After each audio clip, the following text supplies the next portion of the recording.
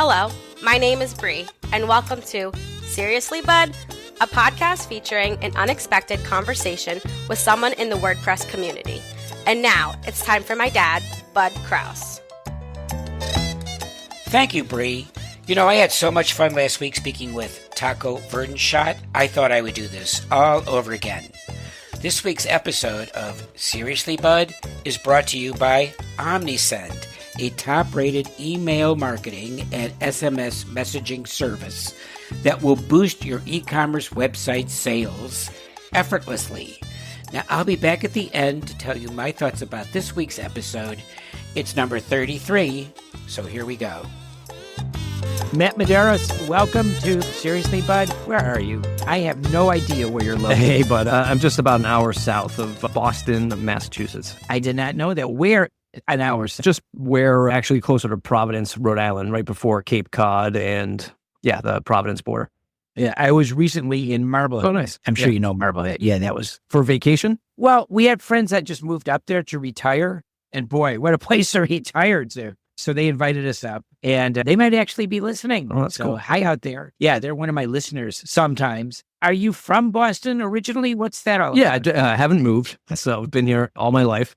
And it's we have all four seasons still, almost. You sure do. And enjoying one of the best seasons right now, which is fall, of course, around this area. And, still excited to be here. Sometimes when I travel, I could move to the West Coast or I could move down to Florida, and I envision these different areas that I'm in. But then it's just like, I like the manic drivers around Boston and, celebrating Christmas with snow. It's fun. Now, are you into the sports scene of Boston? Yeah. Okay, so you're a Patriots guy. Yeah, Sox, Bros. All right, let's stop the recording right now. We're done. Who's your football team? Well, what difference does it make? The New York Jets, are they a football team? All right, okay.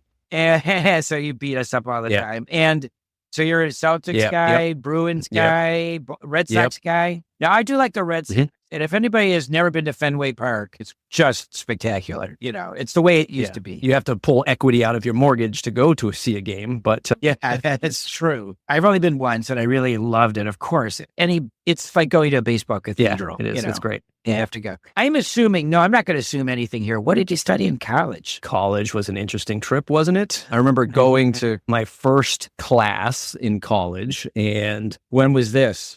This was end of 99 or 2000. It had to be end of 99, right? So I remember going to the first class and literally just being in a room full of, I don't know what it was, 200, 300 kids in some kind of business information systems class. And it took longer to take attendance than it actually did to do the content of the course. And I was like, this is probably not going to be for me so much. And after like a year of it, it was just way too much freedom. And it was just, no attention to the students. So I stopped for about a couple of years and just worked full time. And then I eventually went back a few years later and finished a degree in computer information systems back then, which was a whole bunch of different things. Really, it was a hodgepodge of all kinds of systems and software and networking and stuff like that. Right. And what school? Did you say what school? It was UMass Dartmouth. So you went to Dartmouth? Yeah. Not that Dartmouth. Not the one you're thinking of. Not the Ivy League. Who's going to know the difference, Matt? Everybody knows you went to Dartmouth. So,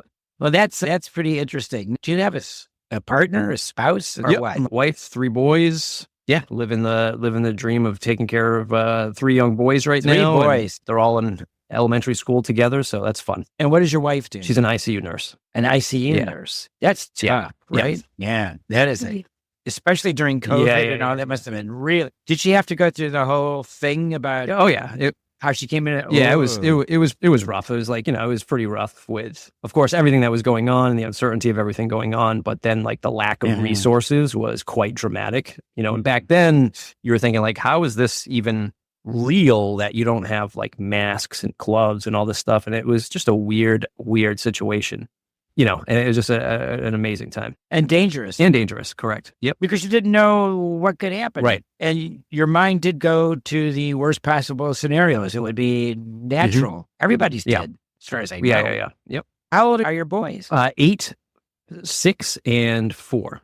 Easy to remember. And do they get along? Are they interested in something? Yeah. Trucks? I don't know. What would they be? They all do. They get along. It's interesting to start to see them come up with their own, personalities now and their own likes and desires and stuff. For the most part, they get along, and they're hanging out at the house, playing with their toys, playing basketball together. They're having fun right now. It's a good time. You wonder, 3 boys. Now it's better. I hope no one's listening here, but but it's better than 3 girls if you ask me. But that's another story. I'm very partial to little boys. I don't know. Yeah. Did you have girls? I have an older son and a younger daughter, and they're probably your age or thereabouts. What my son is probably, and he was pretty easy, but my daughter was just hell.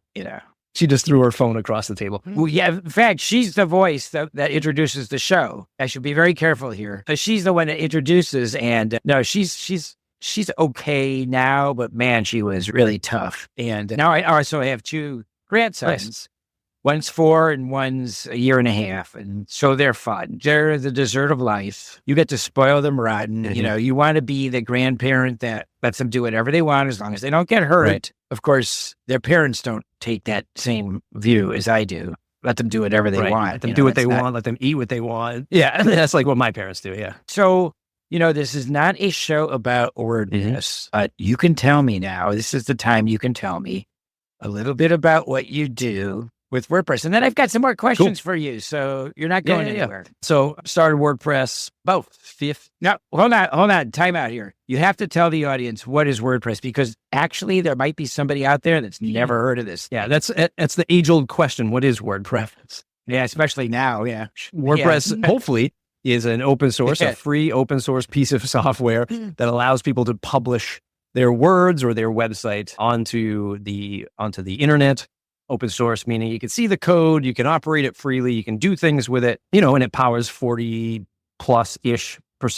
of the modern web. You might be looking at a website not even knowing that it's WordPress, because you can't really tell from the front end unless you know the particular theme that somebody's writing. Right. But it is that tool. And I got into it about 15 years ago when I started an agency with my father, ran that for about a decade, and then started selling enterprise web hosting at a company called Pagely, which was acquired by GoDaddy right after I left. Tell me about the agency days. Like, you worked with your dad? Yeah. So I grew up, my family owned car dealerships. My grandfather started car dealerships many years ago. My father and his brothers all, worked for him. My dad ran one of the dealerships ever since I was growing up, and he was in the auto industry for all his life. I was there for part of my life. And then when he was selling the dealership towards the end of 2004, 5, something like that, he was always doing photography. And that was like his next thing. Like, what am I going to do after I sell this dealership? I want to do something fun and explore something else. And he started getting into like commercial photography, like taking, photos for businesses. And somebody asked him one day, like, hey, can you build a website for these photos that you're taking? And he was like, well, I can't, but my son can. And so I started doing some like one-off sites with him. Every once in a while, he would get somebody to do it. And then we formed an agency once he was officially out of the car business. And I ran that with him for about a decade. But I did that, until I started having kids. And when you're running an agency, you're just like one check away from bankruptcy. Yeah. So you just need clients constantly coming in, or it becomes a very difficult time. And it was pretty stressful at that time when I was having children. So that's when I exited and went on to pursue other things. I want to ask about your dad for a second. So your dad was in the car dealership business, right? Okay. And I'm assuming this is in the Boston area. Yeah. How did he meet your mother? Seriously, Bud? I have no idea. You see, now, seriously, Matt. Did I use that at the right time? It was pretty good. It's funny, if you really don't have any idea, it's funny how many people come on and say, I don't know. I don't know. Yeah. Are they both living now? Your assignment is to go and ask them, how did you meet? Because it's like crazy. Was your mother a housewife kind of person, or did she work? No, she worked when I was young, but then when I have a younger brother, and then I think, once he got a little bit older, she ended up staying home with us. But she worked most of my childhood into younger, right before I was a teenager, probably. All right. So back to WordPress story. You can see this is not linear. It's like, what? I thought we were going to do this in order. No, we don't do it in order. So you're in the agency, you sell the agency, you work for Pagely. Tell me a little bit about that. So Pagely was fun. Really got to see a lot of WordPress at a bigger scale. When I was at my agency, probably our biggest projects were, maybe around 50 or 60K. good sized businesses, but these weren't like enterprise by any stretch of the imagination, but really started to see the enterprise space. Coincidentally, like a lot of the stuff that's happening in WordPress news these days, I was selling head to head against WP Engine, which is the namesake that's in the news these days. Pretty aggressive, I would say. For a lot of people don't realize it, but when I was selling against them, they are fairly aggressive and a typical enterprise software business by every stretch of the imagination. Can you do me a favor and define what is enterprise? Yeah. So, enterprise isn't always about the dollar amount. Enterprise for the WordPress world, that's when you're really talking projects that are largely like that 6-figure range. They have a budget of 6 figures for like hosting or building a site, but that's just like that's arbitrary.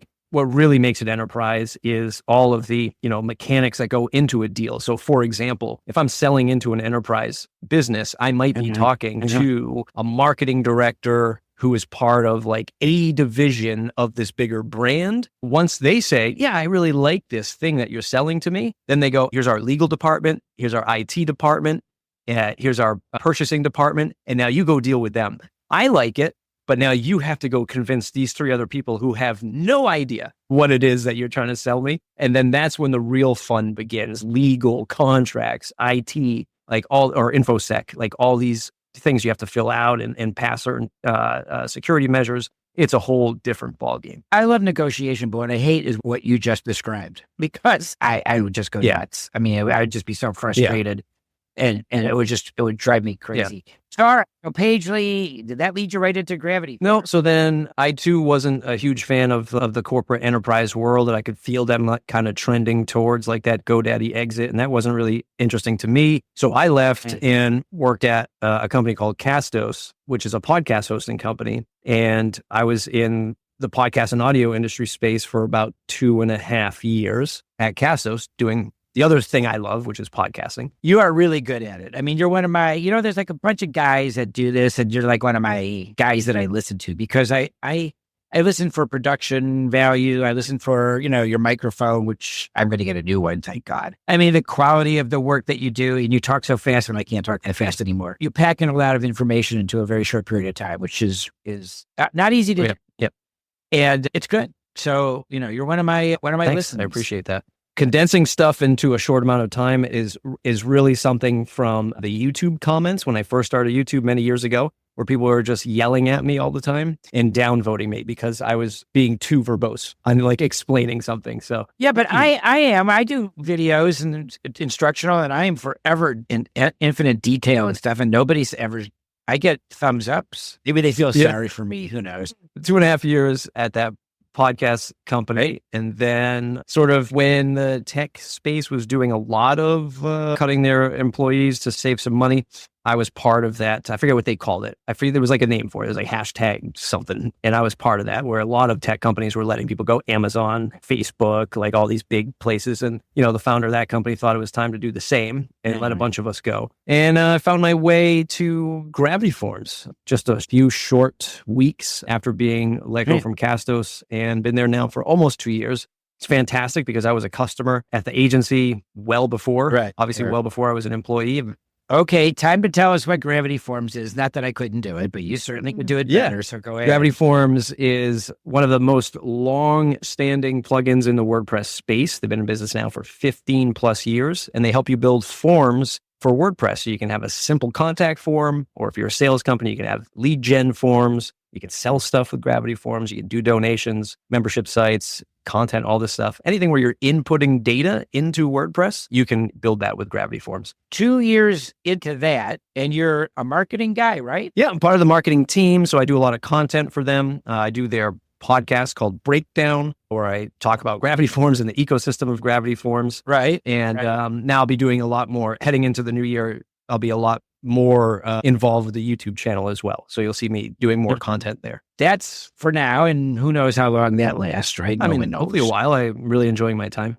Let me ask you a question about you, obviously, which is, what is something that you think people misunderstand about you? Well, I think maybe folks who are listening to this who are also in the WordPress space might, been labeled as somebody who is against the grain of maybe Matt and Automatic for many years. And that's been maybe a misunderstanding. Like it's something that I think there's something in the WordPress space called WP drama or WordPress drama. And I don't really prescribe to that statement because I think it detracts from the severity of having a watchful eye on WordPress. And that's how I've always seen myself, as somebody who has just watched WordPress, the software, the community, the leadership, Automatic and Matt, and try to represent what I call the blue-collar digital worker and how he and they and it affects that persona. It is how I've always seen it. I always thought of you, now, like I said, I don't really know you, but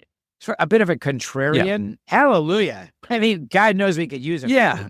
I mean, it's certainly, especially with all this stuff that's happening, right now, it's always easy to beat up on Matt or any leader in a position, right? Or any CEO of a big company. It's very easy to go after that person. And I've always tried to do it in a very professional manner, with the understanding that there are tons of people that work for him and at Automatic. They're great people. And it's, we shouldn't be going after folks who have no choice, who are just trying to make a living, maybe enjoy their work, certainly criticize and scrutinize, but in a professional manner is how I try to do it. You do it in a real professional manner. Now, I also know, or the little that I know about you, is that you like to golf. Yeah. So what's your handicap? Oh God, it's terrible. I'm terrible.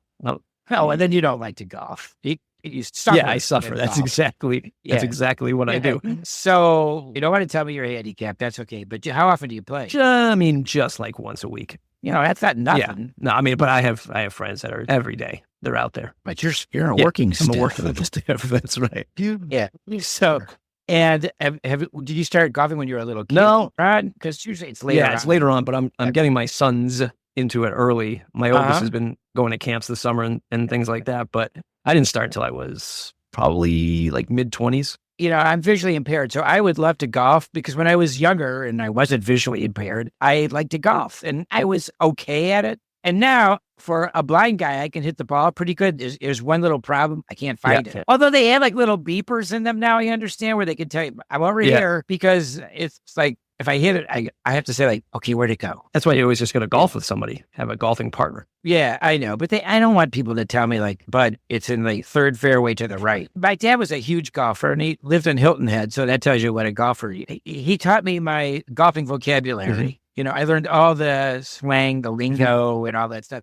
Have you ever been to the Masters? No.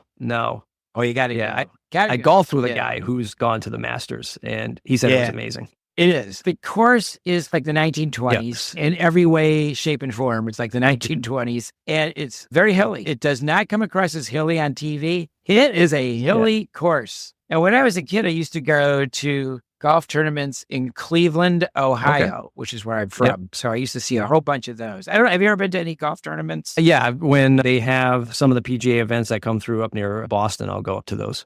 Yeah. Those are fun. I've run out of things to ask you, and then, which is very unusual, man. I must say, I don't think that's ever happened before. I don't know.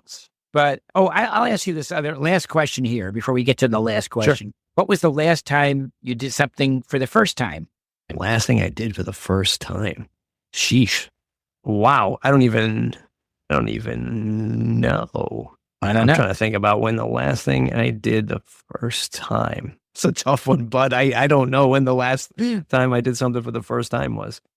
Well, maybe we'll do something like this. It's a little easier on you. Do you know how to cook? No, absolutely not. What? I wish I did. You really don't know? I wish I did. Does your wife do all the cooking? Thankfully, she doesn't listen to this, but no, she doesn't. We're a cooking challenged household. Oh my God. So where does the food come from? A lot of takeout. We'll cook, but we're not like amazing at it. Yesterday I made some, ham cheeseburgers on the grill, some roasted veggies, but nothing crazy. Yeah. That's interesting because a lot of WordPress people are pretty good cooks. Yeah, I don't know. They really are from around the world. Yeah, I don't know. Well, that's one thing about my podcast is there is sort of a WordPress persona. Yeah. And one of the things that I see over and over again is people being introverts. Mm-hmm. What about you? Yeah, I would from the technical definition, I would say that, I thought there's definitely like the like I have no problem, doing a WordCamp talk or something like that, being on stage, chatting with people, but there's definitely like a recharge moment that is sorely needed after that, versus like somebody who, helps me, Raquel, who helps me with the WP Minute. She is an extrovert and like she like feeds off of that energy. We like to talk about people so that I can tweet them names in my promotion. And we're talking about Raquel Manriquez, who has been on the show. Okay, good. And she is the only extrovert in the whole WordPress community. It was my podcast recommendation, Bud. Now I have to think of somebody else. Okay, she's been on, and you'll have to go back and listen to her. All right, so let's get to that last question, which is, who do you suggest I interview for Seriously, Bud? And you only get one person. Then if not Raquel, then I would go with Brian Cords. Now, that's a good one. Okay, I don't know Brian. I know the name. It's kind of hard not to know the name. If I need to connect with him via you'll put me in touch? Yes, sir. I will CC you right in the WP Minute Slack group. That's always good. Matt, thank you so much for doing this. So something I look forward to for a long time, believe it or not. No, I really was, because I don't know you.